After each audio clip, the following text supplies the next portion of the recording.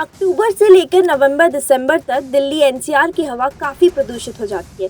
इतनी कि कई लोगों के लिए जानलेवा तक साबित हो जाती है। एक्सपर्ट्स इसके पीछे जो बड़ा कारण बताते हैं उनमें त्योहारों पर जलाए जाने वाले पटाखों के साथ साथ पंजाब, हरियाणा और उत्तर प्रदेश में जलाई जाने वाली पराली है।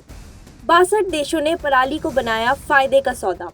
ऐसे में कई राज्यों की सरकारें पराली जलाने पर पाबंदी लगाने की बात कर रही हैं, तो कुछ सरकारें इसे लेकर साइंटिफिक तरीके से प्लानिंग कर रही हैं।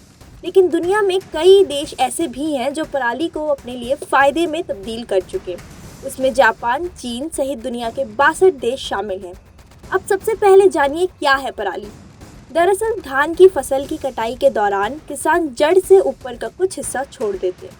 जड़ समेत धान के छूटे हुए इसी हिस्से को पराली कहा जाता है।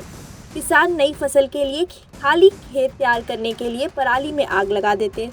इससे खेत जल्दी खाली हो जाता है और कोई खर्चा भी नहीं होता। लेकिन ये हमारे पर्यावरण के लिए काफ़ी खतरनाक होता है और हमारी हवा काफ़ी प्रदूषित हो जाती है।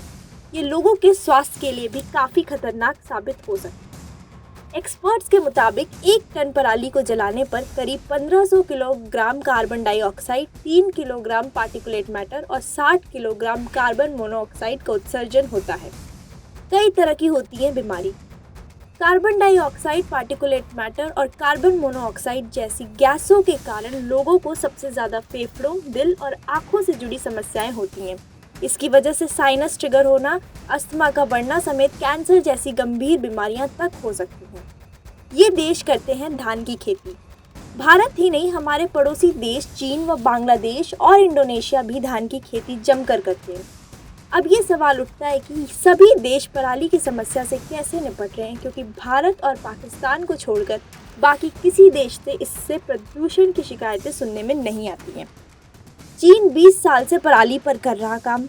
चीन में पराली से बनाई जाती है बिजली। पराली से तैयार होता है जानवरों के लिए चारा। दरअसल दुनिया के 62 चावल उत्पादक देशों ने पराली के दूसरे उपयोगों पर जोर दिया और समस्या से छुटकारा पा लिया। चीन ने करीब 20 साल पहले पराली जलाने पर सख्त रुख अपना लिया। अब वहाँ पराली को खत्म करने के प्राकृतिक तरीकों को अपनाया जा चुका है। वहीं चीन के कई प्रांतों में इससे बिजली बनाई जा रही है। जापान में पराली को जानवरों के लिए चारे के तौर पर इस्तेमाल किया जाता है। पराली से कई देशों में खाद बनाकर कृषि भूमि की उत्पादकता बढ़ाई जा रही है। कई देशों में पराली से पेट्रोल का विकल्प बायोएथेनॉल बनाकर BMW और मर्सिडीज जैसे तमाम वाहनों में इस्तेमाल किया जा रहा है। इंडोनेशिया, थाईलैंड, मलेशिया समेत कई देशों में सेहत के लिए फायदेमंद और चेहरे पर रौनक लाने वाली मशरूम पराली पर ही उगाई जा रही है। कई देशों में पराली की रिसाइकलिंग भी की जा रही है। भारत में हो रहे ये उपाय। भारत भी अब पराली की समस्या से निपटने के उपायों और दूसरे इस्तेमालों पर तेजी से काम कर रहा है। धीरे धीरे प्लास्टिक से बनी स्ट्रॉ की जगह पराली की स्ट्रॉ ले रही है। वहीं कुछ कंपनियों ने पराली को रिसाइकल कर फर्नीचर बनाना भी शुरू कर दिया है। इसके अलावा पराली को एंजाइम्स के जरिए खत्म करने का एक प्रयोग साल 2021 में किया जा चुका है। इसके नतीजे काफ़ी अच्छे निकले थे। इस प्रयोग में पंजाब और हरियाणा के हज़ारों किसानों ने हिस्सा लिया था। प्रयोग के तहत पराली पर खास एंजाइम्स का छिड़काव किया गया। इससे पराली 20 से 25 दिन के भीतर खाद में तब्दील हो जाती है।